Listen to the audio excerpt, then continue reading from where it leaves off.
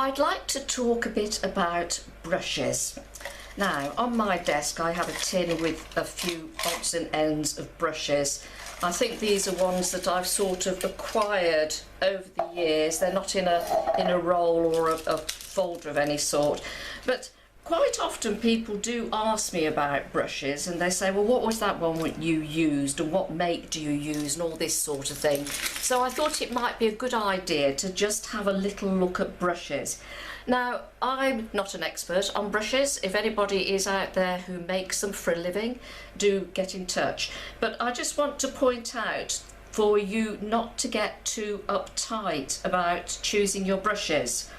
There is a sort of school of thought with any creative process, I think, and especially when you're learning rather, that you want to get it right.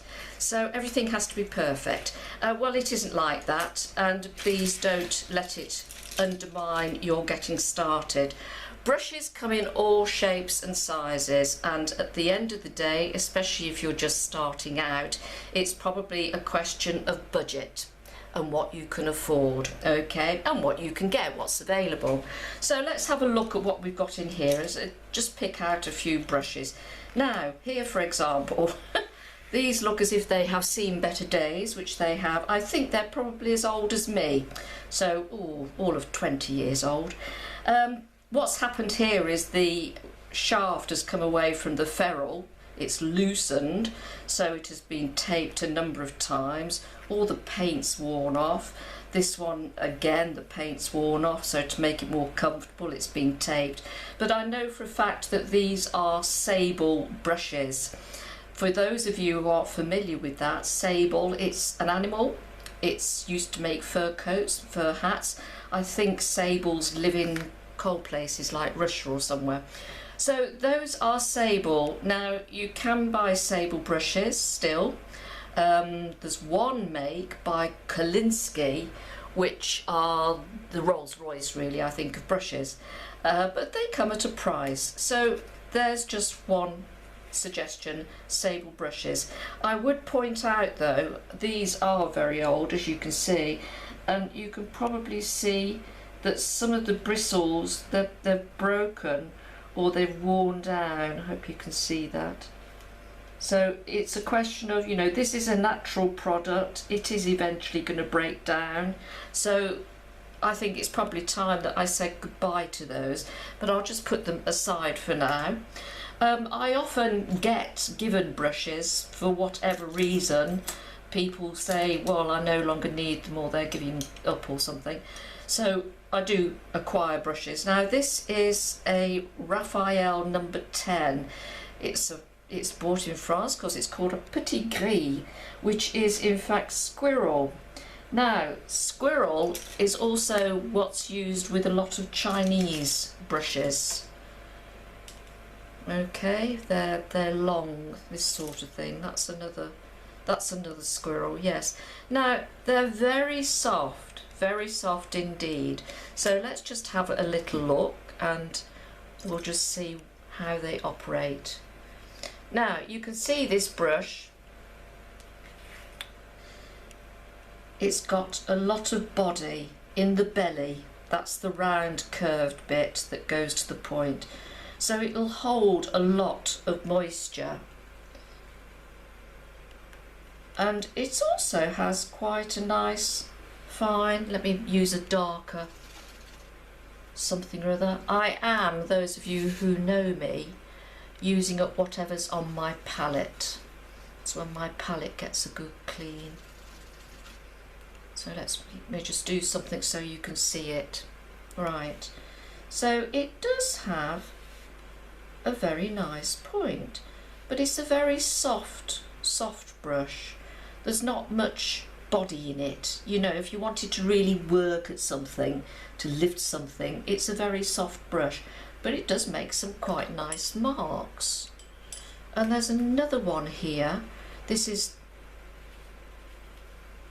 a, oh, that was a number 18. This is a number 10, which also looks as if it's got a nice point on it. Let's just have a look.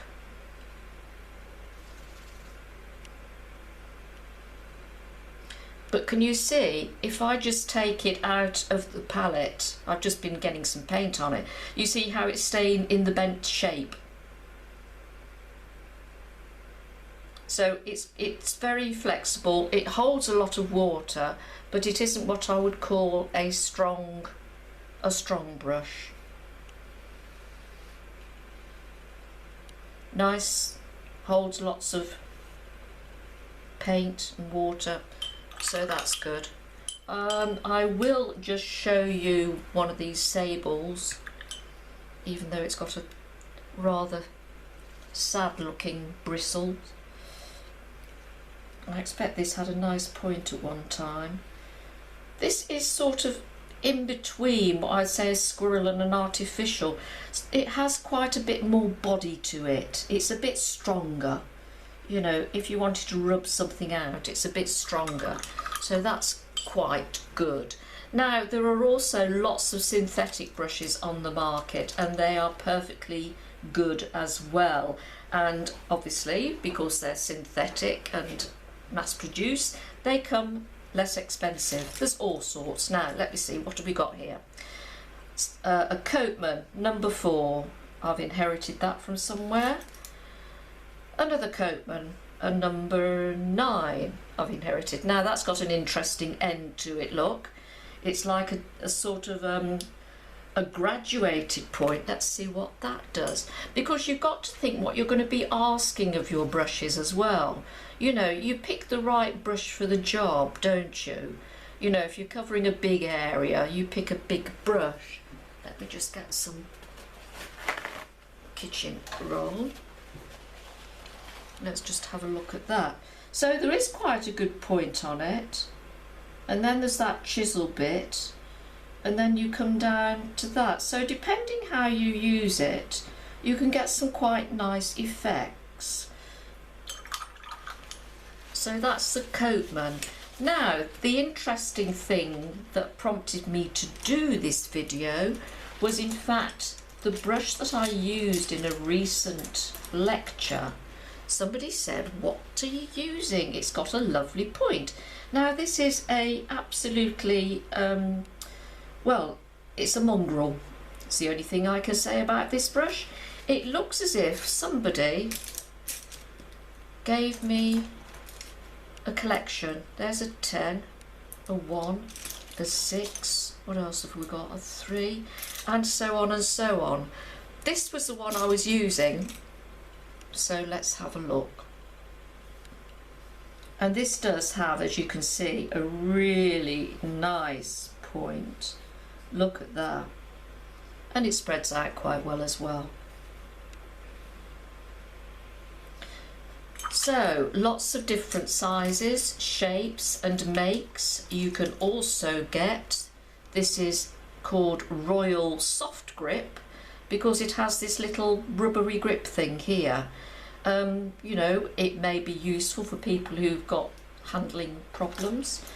That one looks as if it's seen better days. It's lost its point a bit. And I've got another one here. This is another tiny one. This is a 2. Let's see if that's any good, or whether it's seen better days. Seen better days, I think. So there you are, just to show you. You can often go, what's that? Craft painter liner, that says. So I get them from all over the place, don't I? What you must make sure with watercolour painting is that you get bristles, not bristles, hair that holds the water. When we talk about bristles, we talk about this sort of thing. Let me show. There we go. Hog's hair, or synthetic hog's hair. Very hard, very stiff, doesn't hold any volume of water at all. So you don't want those. I'm going to say also, while we're talking about brushes, please don't leave them in your water. If you do it for any length of time, you will get a distortion in the bristle. And another little point which I will just mention, when you have been going to your palette for some paint, I always just sort of turn the brush like that, and it sort of tidies up the bristles, gets them back into order. If you've just gone in there and you've just gone they might not be very together. So if you just sort of twist your brush round, it sort of just tidies them up a little bit. So I hope that short video lecture helps you out with your brushes. At the end of the day, it's what you can afford, okay? And also when you're buying brushes, think about what you want it to do. Do you want it to make big marks, so you want a big brush, or do you want something that's going to be tiny and do lots of nice points? And of course, if you get a good brush, and I'm going to pick up one of these inexpensive ones, but this one is a number 10,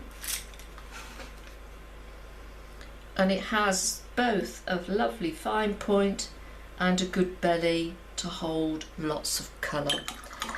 Okay, so I hope that helps you through this minefield of brushes.